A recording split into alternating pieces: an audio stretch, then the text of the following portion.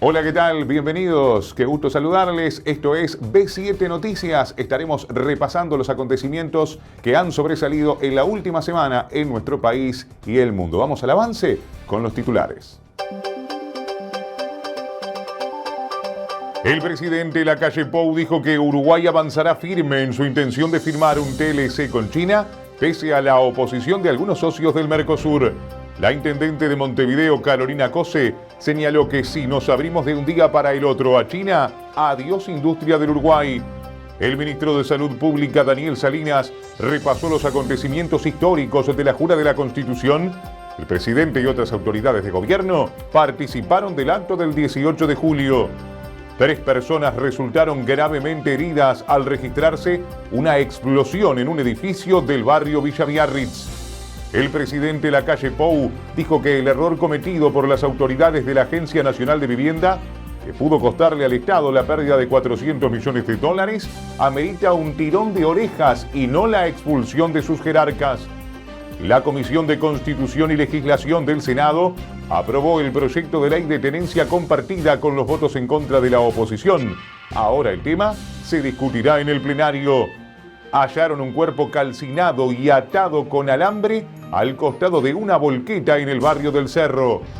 Más de 20 perros fueron envenenados en las localidades de La Barra y El Tesoro, en el departamento de Maldonado. En el deporte, entre sábado y lunes, se disputará la 7ª y última fecha del torneo intermedio.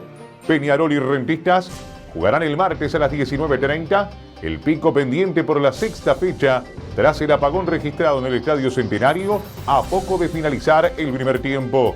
Este fin de semana se reanuda la actividad en la segunda división profesional con la disputa de la fecha número 12.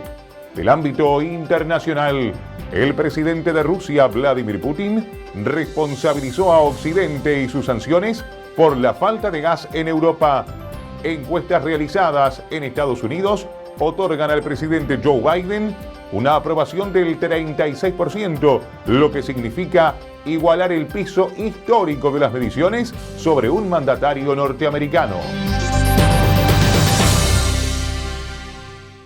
Vamos a comenzar con la participación de Uruguay en la reunión, en la cumbre del Mercosur que tuvo lugar entre miércoles y jueves, donde Paraguay le cedió a nuestro país la presidencia pro tempore del bloque para los próximos 6 meses. Allí el presidente de la República dijo que es un viejo anhelo, no de su gobierno, sino también de gobiernos anteriores, el firmar un tratado de libre comercio con China. Dijo que la normativa del Mercosur nos ampara para realizarlo y señaló que anteriormente otros países han tomado decisiones sin consenso. Uruguay no firmó la declaración final de la cumbre del Mercosur realizada entre miércoles y jueves y asumió por los próximos 6 meses la presidencia pro tempore del bloque. El gobierno de Uruguay resolvió no firmar la declaración final realizada por el Mercosur luego de una nueva cumbre que tuvo lugar entre miércoles y jueves en Paraguay. El comunicado fue firmado por Argentina, Brasil, Paraguay y Bolivia, pero el gobierno uruguayo decidió no sumarse debido a que la declaración no incluyó una mención a la modernización o flexibilización del bloque. Esta es la 4ª vez consecutiva que no hay un comunicado firmado por todas las partes en el Mercosur. En el documento, los países firmantes saludaron los esfuerzos realizados durante el presente semestre para dar continuidad a la adecuación del bloque, con vistas a mejorar su competitividad y la integración de los Estados partes en el ámbito económico regional y extrarregional, reforzando además la armonización regulatoria y la estructura institucional del Mercosur. El presidente Lacalle Pou señaló que Uruguay avanza firme hacia un tratado de libre comercio con el gigante asiático. Tengamos claro en la etapa que estamos. Primero, un estudio de factibilidad en conjunto que ha dado un resultado positivo. Esto habilita a empezar a negociar un TLC con China. Algunas puntualizaciones. Primero, no es algo nuevo. Uruguay ya hace muchos gobiernos que está intentando establecer un acuerdo de este tipo.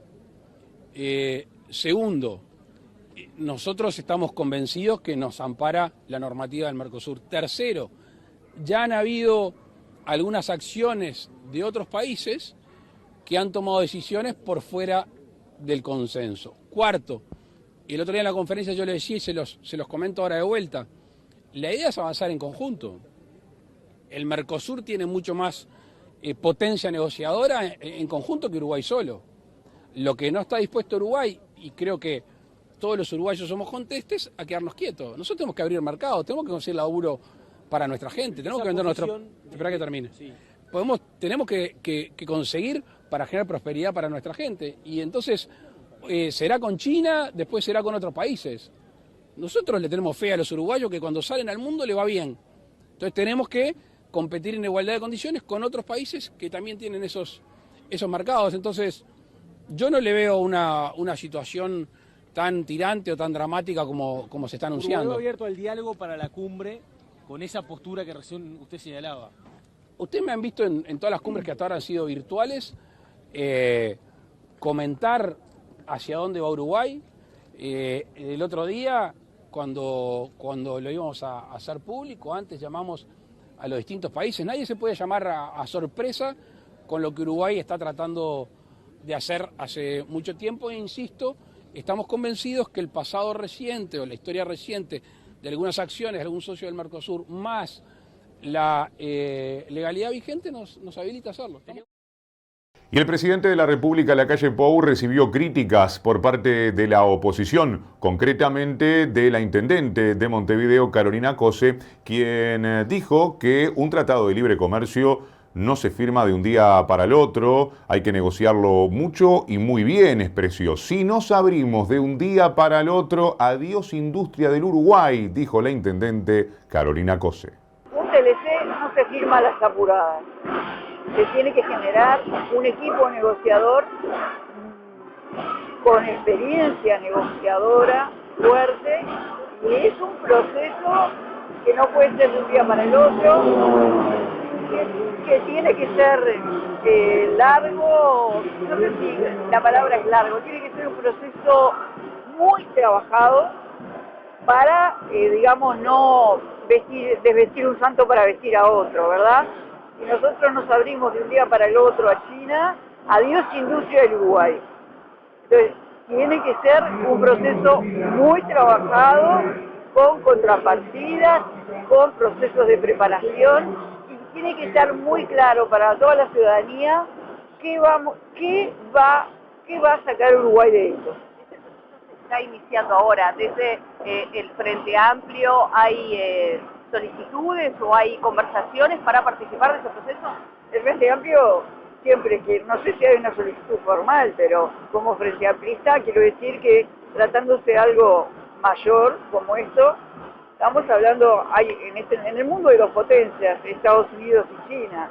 Y China verdaderamente no se puede mirar para otro lado, ¿verdad? Es un país muy importante.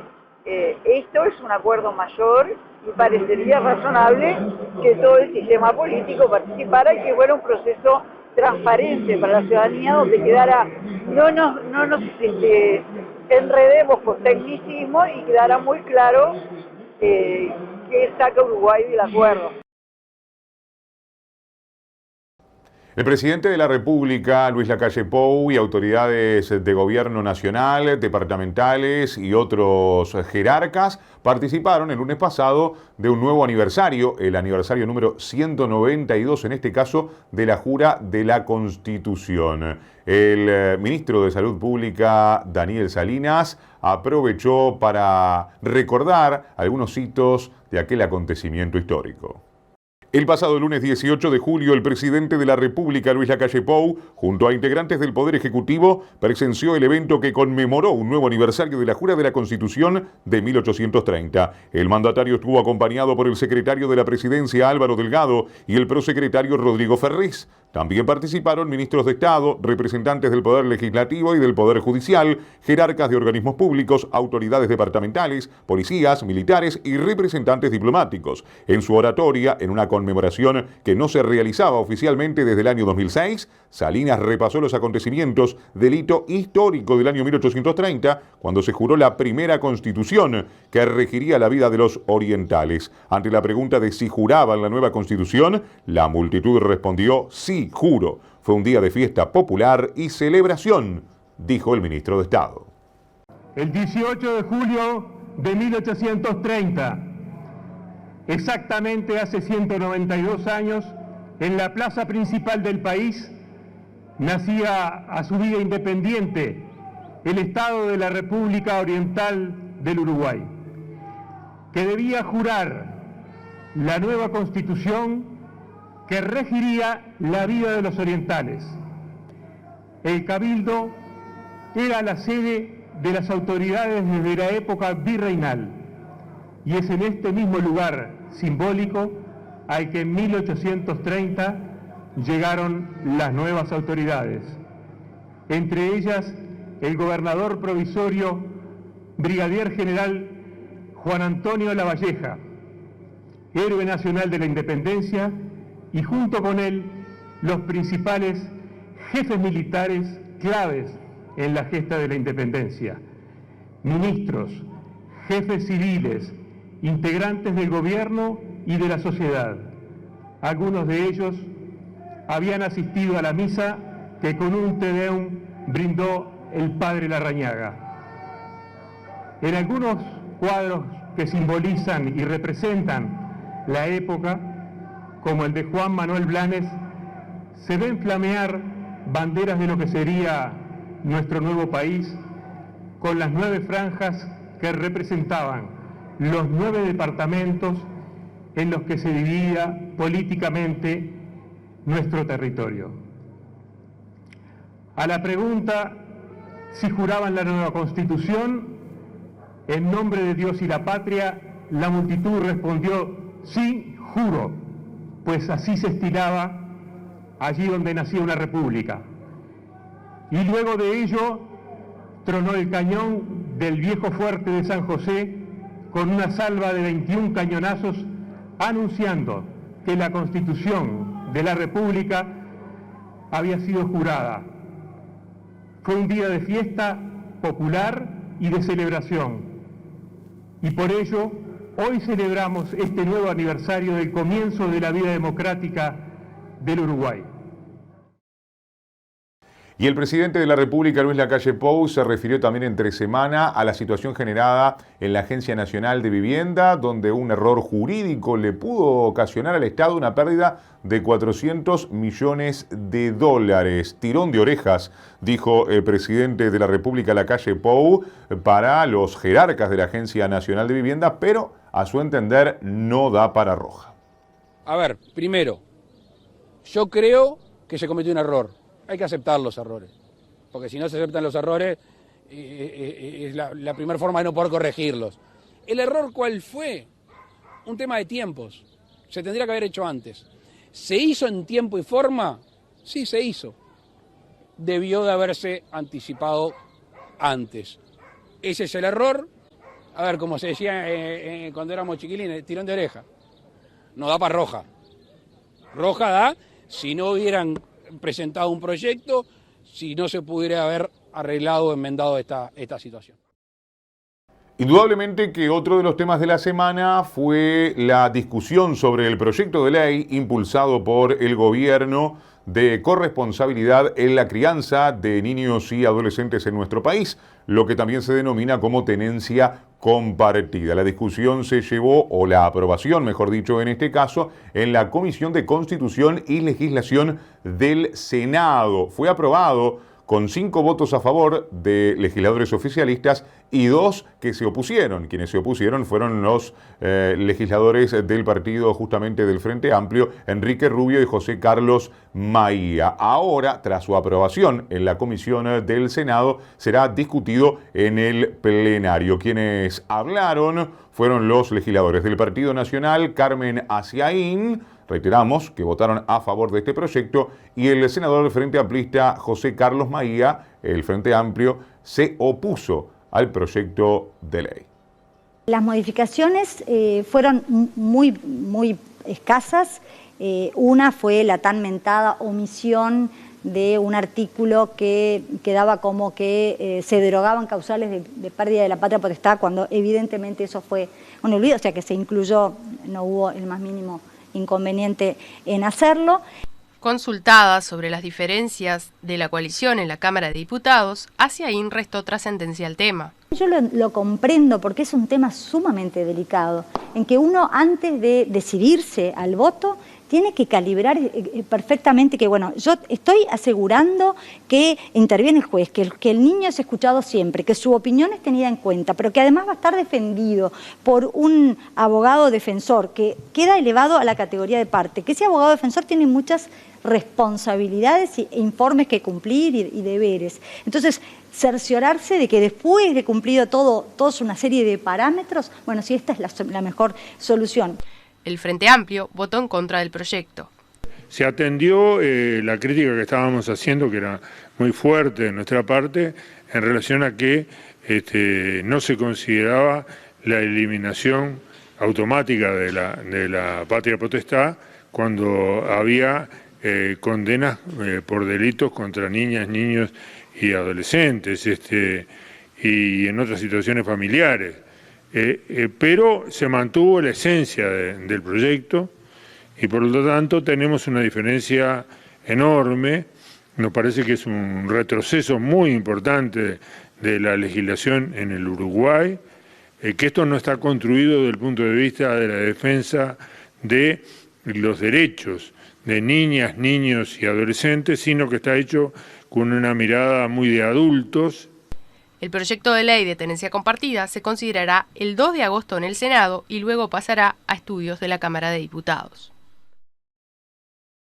Y esto fue terrible. En el barrio del Cerro de Montevideo encontraron esta semana, un funcionario de la Intendencia Capitalina encontró al costado de una volqueta un cuerpo prácticamente calcinado en su totalidad y con los brazos atados por un alambre. El cuerpo estaba al costado de una volqueta rodeado de basura, completamente quemado y con las manos atadas con alambre, según indicó la policía. Quien lo vio fue un hombre que trabaja para una empresa encargada de la limpieza de los contenedores y llamó a la policía pasadas las 7 de la mañana de este miércoles. La escena, de características mafiosas, tuvo lugar en las inmediaciones de Vizcaya y Camino La Paloma, pleno Cerro Norte. A simple vista, la víctima no presentaba otros signos de violencia tales como impactos de bala, pero esto será determinado por médico forense en una etapa posterior. Al estar calcinado, la causa de muerte será determinada en la autopsia. La fiscal de homicidios, Mirta Morales, concurrió al lugar para supervisar los trabajos de la policía científica. La víctima permanece sin ser identificada de forma oficial. En la zona del hallazgo merodean a diario varias personas en situación de calle y con problemas de adicción a las drogas. Algunas viven allí, al costado del pasaje de agua, en carpas improvisadas. Sin embargo, los vecinos no supieron identificar al hombre quemado como alguien del barrio. En general, esta clase de crímenes donde las víctimas son asesinadas, atadas y prendidas a fuego tienen vinculación con el mundo de las drogas y ahora la Fiscalía deberá determinar si este caso es uno de ellos. Vecinos de las localidades de La Barra y El Tesoro en el departamento de Maldonado denunciaron el envenenamiento de más de 20 perros en la última semana. El artista plástico y vecino del lugar, Ignacio Zuloaga, dio su parecer y lamentó la situación. Es una situación lamentable realmente la que estamos atravesando, porque el hecho de que haya una persona que esté matando perros o un grupo de personas envenenando, tirando veneno en la vía pública y adentro de propiedades privadas. Ojo, hay perros que estaban atrás de sus cercos, no es que sean perros sueltos, acá no hay un problema como sucede en el campo de perros que maten ovejas, acá no, yo no tengo recuerdos de que los perros sean agresivos, puede ser que le salgan alguna moto como pasa en algunas ocasiones, pero esto es una situación que supera más de 20 perros muertos en 2-3 días. ¿Algo que no pasaba? Ha pasado, sí, ha pasado, esto es en forma cíclica, pero nunca con la virulencia de ahora.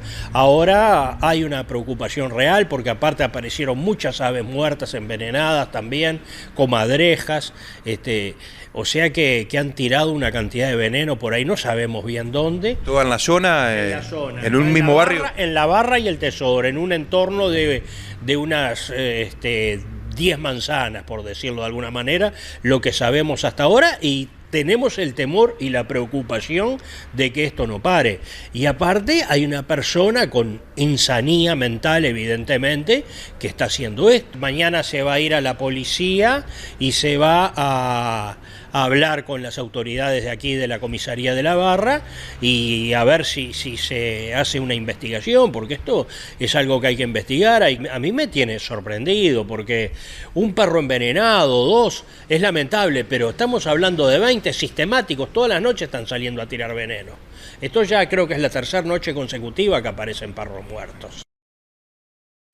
Una explosión de gran magnitud tuvo lugar este viernes en horas de la mañana en el barrio Villa Biarritz, concretamente en la calle Leyenda Patria. Un tercer piso sufrió una explosión de grandes magnitudes que se extendió por otros pisos. El segundo piso también estuvo muy afectado. 3 personas resultaron con graves heridas, 2 de ellas adultos mayores con importantes quemaduras en su cuerpo. Otra persona también muy afectada por un incendio que se propinó tras la explosión en el tercer piso de este edificio. Se refirió al siniestro el director de bomberos, Ricardo Riaño, que se expresó de la siguiente manera. Sabemos que la explosión se ocasionó a nivel del tercer piso, que hubo una onda expansiva muy importante con gran destrucción, con deflagración y presencia de fuego en el principio, y eso generó que los edificios contiguos provocaran rupturas importantes a nivel de vidrios y también a nivel estructural en lo que es el cortinado y todas las fachadas. Ya hicimos la confirmación con los administradores de los 3 edificios, el involucrado más los 2 contiguos, y no existe ninguna persona que estuviera ausente o desaparecida, así que los trasladados ya se corroboró la lista y no existe ninguna persona en esas condiciones. La situación del edificio lindero, en toda la redonda, en un rango aproximado más de los 100 metros, hubieron rupturas de vidrios. Eso es el mayor daño ocasionado. Todos los servicios cortados, tanto eléctricos como de gas, por la seguridad del edificio y de los edificios contiguos, ¿no? Los vecinos no van a poder acceder a las áreas o a los apartamentos hasta tanto se asegure que se pueda ingresar. Como decíamos, 3 personas resultaron con heridas de gravedad, también hubo otros 5 lesionados de diversa entidad. Sin embargo, para el director de servicios de ambulancias de ACE fue prácticamente un milagro que no hubiesen resultado más víctimas tras este siniestro. José Antonio Rodríguez dijo que Uruguay está muy preparado ante estas ocasiones. Bien, yo en primer lugar quisiera transmitir un concepto, que es que esta es una situación de catástrofe a la cual no estamos acostumbrados, pero sí estamos muy bien preparados en Uruguay, ¿sí?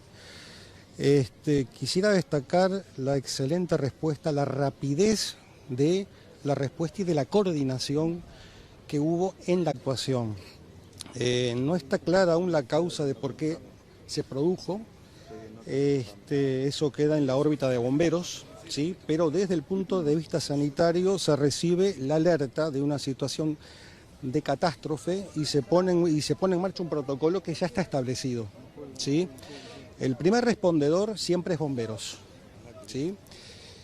Ellos son los que en primera instancia evalúan el riesgo, ¿sí? Y se da la alerta por el sistema 911, del cual tenemos una línea directa en la mesa central de SAME, que es la unidad de emergencia, de respuesta de emergencia de ACE, ¿sí? Tenemos una línea directa con el Ministerio del Interior. Una vez que ingresa, ¿sí? Cuando ingresa, lo que se produce es una respuesta en la cual se convoca a las distintas emergencias móviles ante la eventualidad de que tengan que brindar apoyo o que brindar respuesta. Y también se da aviso a los distintos centros de salud de la situación que se está viviendo. Esa es una primera respuesta.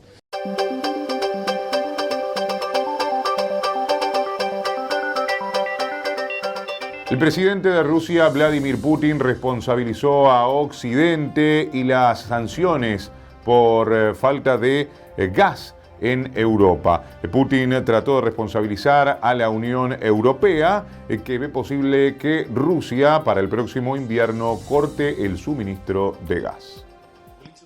Vladimir Putin vuelve a cargar contra Occidente por la reducción de suministro de gas ruso a Europa. El presidente ruso habló con los periodistas de su país en Teherán tras reunirse con sus homólogos turco e iraní. Putin trató de responsabilizar a la Unión Europea, que ve posible que Rusia pueda cortar el gas para aumentar la presión económica y política en Europa en invierno. También advirtió a Occidente sobre su plan para limitar los precios del petróleo ruso como parte de las sanciones, diciendo que desestabilizará el mercado. Están cayendo en la misma trampa con el comercio de petróleo y productos derivados. Decía, estamos escuchando algunas ideas locas sobre restringir los volúmenes de petróleo ruso y limitar su precio. Son las mismas cosas que están sucediendo con el gas. Es sorprendente escuchar esto de personas con educación superior. El resultado será el mismo, un aumento de los precios. Los precios del petróleo se dispararán. La estatal rusa Gazprom redujo las entregas de gas a través del gasoducto Nord Stream 1 a Alemania en un 60% el mes pasado, citando problemas técnicos relacionados con una turbina. Después pasó a cero por la revisión que se realiza cada año, un mantenimiento programado, aunque algunos países europeos temen que Rusia aproveche el parón de suministro para aplicar más reducciones. ¿Qué tiene que ver Gazprom con esto? Han cerrado una ruta, luego otra, han impuesto sanciones a las estaciones de bombeo de gas. Gazprom está lista para bombear tanto como sea necesario. Las naciones europeas han cerrado todo ellas mismas. Según la agencia Reuters, Rusia retomará el envío de gas el próximo jueves por la mañana, cuando se termine la operación de mantenimiento, aunque no lo hará a su máxima capacidad, sino a los niveles previos al parón para revisar el gasoducto. La tasa de aprobación del presidente norteamericano Joe Biden baja a un mínimo histórico, a un piso de un 36%. En Estados Unidos se conocieron los resultados de una encuesta de opinión realizada en las últimas horas por las empresas Reuters e Ipsos y han indicado una caída en la tasa de aprobación de Joe Biden que, como decíamos, llegó a un piso histórico, igualando el piso histórico, de un 36%. Los resultados de la encuesta realizada a nivel nacional indican que un 59% de los estadounidenses no aprueban la labor de Biden. La tasa de aprobación del presidente estadounidense permanece muy por debajo del 50% desde agosto del año pasado y en la última semana ha caído del 39 al 36%. El país se encuentra inmerso en una espiral de inflación que alcanzó en junio los niveles más altos de las últimas 4 décadas al superar el 9%. Los mínimos de popularidad de Biden se asemejan a los de su predecesor en el cargo, Donald Trump, cuya popularidad tocó fondo con un nivel del 33% en diciembre de 2017. CGTN en español.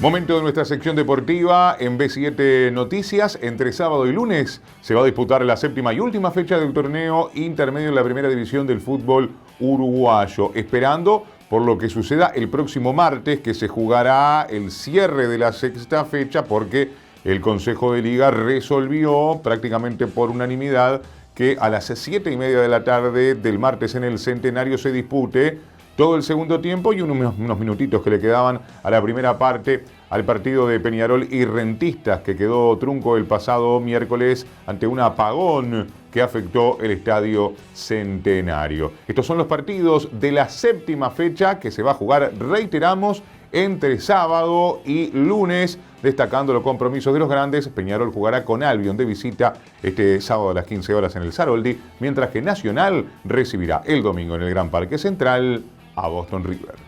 La séptima fecha del torneo intermedio comenzó esta mañana con el partido que aún se juega entre Liverpool y Deportivo Maldonado. Esta tarde a las 15 en el Saroldi, Albion recibirá a Peñarol por la Serie A. Mientras tanto, por la misma serie y a la vuelta de la manzana en el Parque Viera, a las 5:30, Wander será local ante Rentistas. El domingo, 3 partidos, 10:15 de la mañana en el Centenario, Montevideo City Torque recibirá al Centro Atlético Fénix. A las 15 horas, Defensor Sporting será local en el Francini ante Plaza Colonia. Y la actividad del domingo se cierra a partir de las 18 con el duelo entre Nacional y Boston River, a jugarse en el Gran Parque Central. Esta séptima fecha del torneo intermedio culminará el lunes con 2 encuentros. A las 2 de la tarde, Cerrito y Danubio se medirán en el Parque Palermo, mientras que a las 19 horas en el Arquitecto Villa de Melo jugarán Cerro Largo y River Plate. Este fin de semana se jugará íntegramente la 12ª fecha de la fase regular del Campeonato de Segunda División Profesional, que retoma su actividad tras algunas semanas de receso. Este mediodía, Progreso y Miramar Misiones se medirán en el Parque Paladino. Mientras tanto, los demás encuentros por la Segunda División Profesional este fin de semana se jugarán el domingo a las 12:30 en el Estadio Trócoli a puertas cerradas. Por la sanción que recae sobre Cerro, los albicelestes recibirán a Uruguay Montevideo. A las 3 de la tarde se jugarán 3 partidos. En el Estadio Domingo Burgueño Miguel de Maldonado, Atenas recibirá a Sudamérica. En el Olímpico del Cerro, Rampla Juniors será local ante Villa Española, mientras que La Luz en el Parque Paladino recibirá a Central Español. Esta 12ª de la Segunda División Profesional culminará el domingo a las 21:30, o mejor dicho, el partido que empezará a 21:30 cerrará esta fecha número 12 con el encuentro entre Racing y Juventud de las Piedras, que se enfrentarán en el Parque Palermo.